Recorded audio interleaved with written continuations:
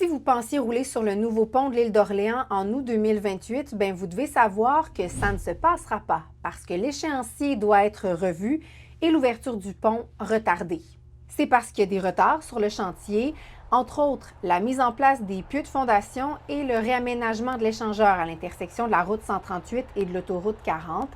Et sans surprise, bien, ça cause beaucoup de déception chez les résidents de l'île, à commencer par les agriculteurs qui, eux, subissent les restrictions de charge sur le vieux pont.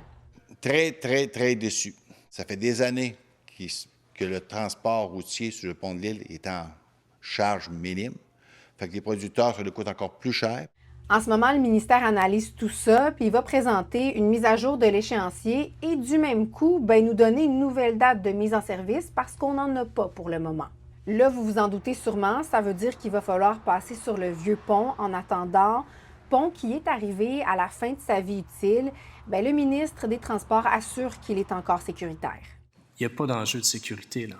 On veille justement à ce que les déplacements soient sécuritaires, on veille à ce que la structure soit fonctionnelle jusqu'à l'entrée en service de la nouvelle infrastructure. Il n'y a rien au ministère qui confirme là, qu'au 31 décembre 2027, on doit fermer le pont. Parlons d'un autre pont maintenant, celui de Québec. L'abaissement du tablier est en évaluation par le ministère des Transports et ça permettrait aux camions d'y circuler.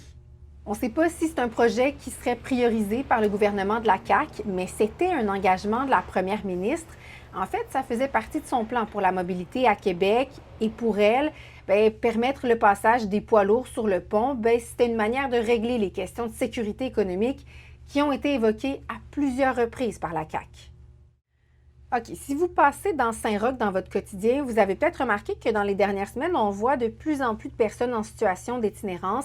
Ça coïncide avec la fermeture du répit Basseville pour l'été et c'est surtout dans le coin de la place de l'Université du Québec. Il y a la conseillère municipale du quartier qui précise que la ville travaille à trouver des solutions avec le CIUS. Et du côté de la police de Québec, elle dit qu'elle va resserrer ses interventions à la suite de plaintes de citoyens.